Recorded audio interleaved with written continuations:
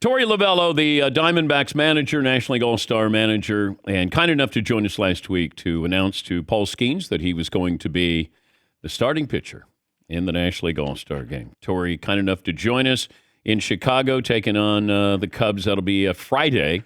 Torey joins us. Did you keep everything from last night? What did you keep from the All-Star Game last night? God, that's a good question. There's a lot to take in. And I know you've been in and out of that clubhouse. Not You've been in and out of memories. that. I'm talking about your Yeah, uniform, your belt, yeah, the lineup yeah. card. Like what? Uh, yeah, I get to keep my jersey. That was pretty good. Probably the best thing that I got was I brought a guitar, a red guitar, Sedona reddish guitar, and I had the entire team sign that. So that's gonna be the best memory that or the best thing that I'm gonna take back with me to Arizona for sure. Could we get the pants for the man cave? The jersey, definitely going to go up in the man cave. The pants, did you see the unis? They're tough unis. They were They're a little bit dark. They no, weren't they're really flowing too good. Torey. They're called terrible. They're terrible. You know that, right? Nothing personal. They're just they don't. It looks like softball. Yeah, I agree. Remember the good old days though when you'd wear your home uni? Yes, I I love think, that. yeah, yeah. MLB has a great plan. I don't want to disrupt that, but yeah, it was a little bit different. A little bit different for sure. Okay, what are you doing with the pants? Can I put them in my man cave? How about this? Oh, How about the socks? Could I get something to put up in the man cave here? oh my God. Would you really do that? For Yes, sure. yes. You Sure. autograph it. Okay. Don Mattingly sent me his entire Dodger uniform. Every time he Yeah. got thrown out of a game, he had to send me a piece of his uniform.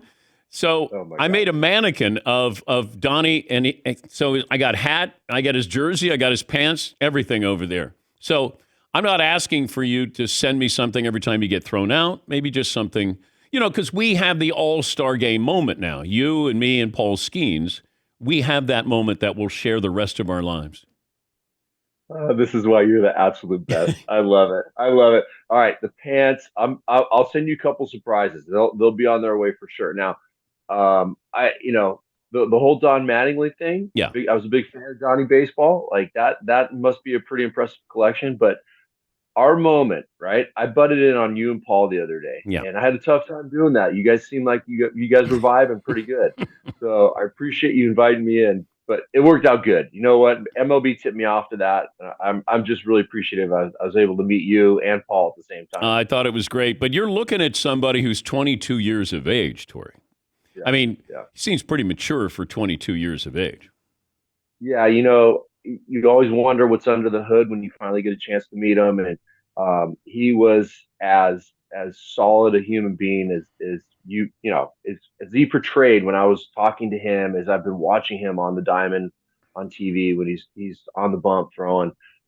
Just very humble, very very proud of his craft, and he wants to go out there and be great. And it's hard to believe. It really is hard to believe that he's 22 years old. Who's he remind you of stuff wise? Uh, Probably Doc Gooden. Remember when Doc was as dominant as he was early in his career?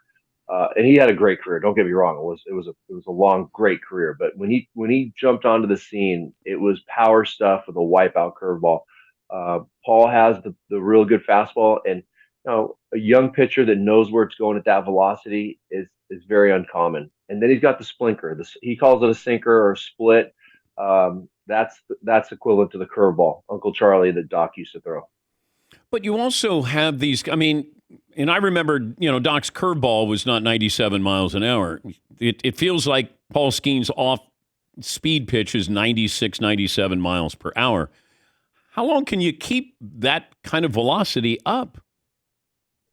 Well, he's a big horse. I when you stand next to him, he's all but he's almost 7 foot when he's standing next to you. So he's got some force on the baseball, no doubt about it.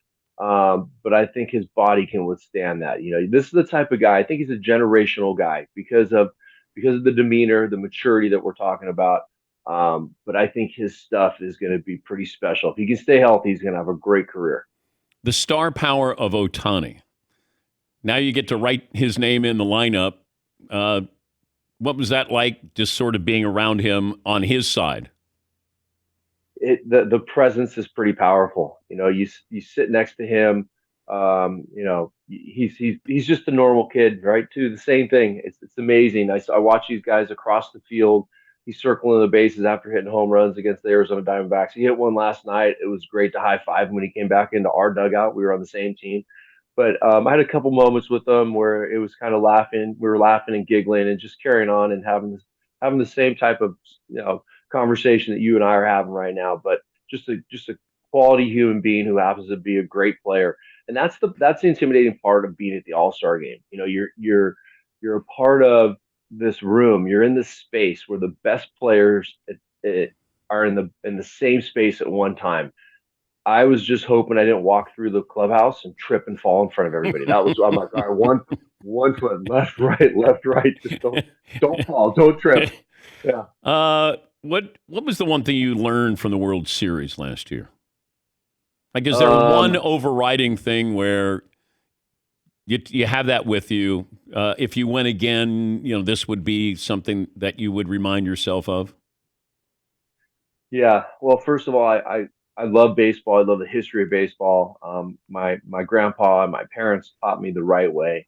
I was in awe of the moment, and I will never forget or take that for granted that I was the manager in a World Series. The thing that I remember is all the love and support that I got from people around me in my space, and then it's 7:05. It was go time, and we had a job to do. So I just remember the balance, the excitement, and I want to win one. It was tough to go that far, and then at the end of it, you had to walk off the field, and you weren't the last team standing. So I have a lot of motivation to, if we ever do get back there, to make sure that we do everything we can to win one. You played in the late '80s and '90s. Best pitcher you faced?